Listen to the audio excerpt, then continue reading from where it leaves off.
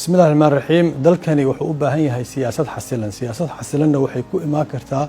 dadku inay heshiis ku yihiin sida ay siyaasadda u maareynayaan waxa kow ka ah dastuurka dalka ilaa hadda waa qabiyo wuxuu u baahan yahay in la dhameystiro dastuurkaas dalka ah oo la dheelitiro lana turxaan bixiyo waxa laga dhameystiraya maxay tahay dadku waa inay wacdahay waa in awoodaha kheyraadka dakhliga iyo deeqaha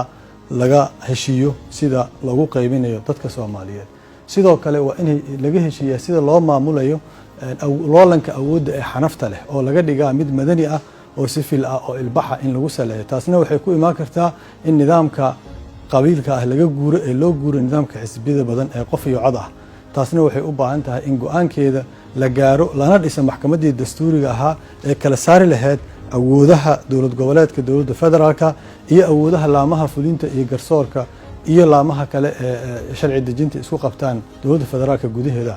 ilaa hadda lama dhisin hay'adaha saldhigga u ah xasilooni siyaasadeed in la helo ama la helo siyaasad xasilan qof kasta oo xukunka yimaada wuxuu isku dayaa inuu tiisa socodsiiyo asagoona fiirinaynin sharciga asagoona buddigin iyo galaalin sidii ku imaan lahayd siyaasad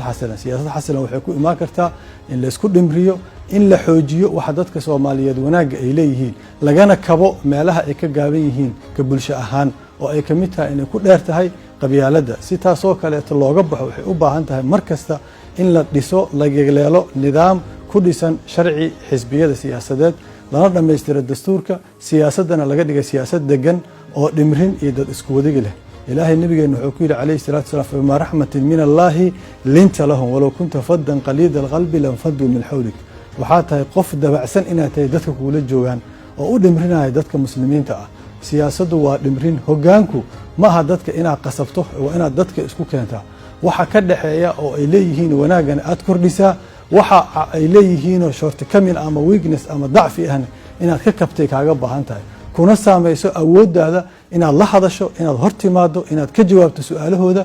inaad noqoto qof isku kalsoon oo hor imaan kara bulshadiisa kana dhaadhici kara aragtida iyo fikirka aad qabto howlgeli karana dad kaa aragti iyo karti iyo dadnimo badan oo kaala shaqeeya dib u dhiska dalka iyo hogaaminka ummadda waa mahadsantihiin wasalaamu calaykum waraxmatullaahi wabarakatuh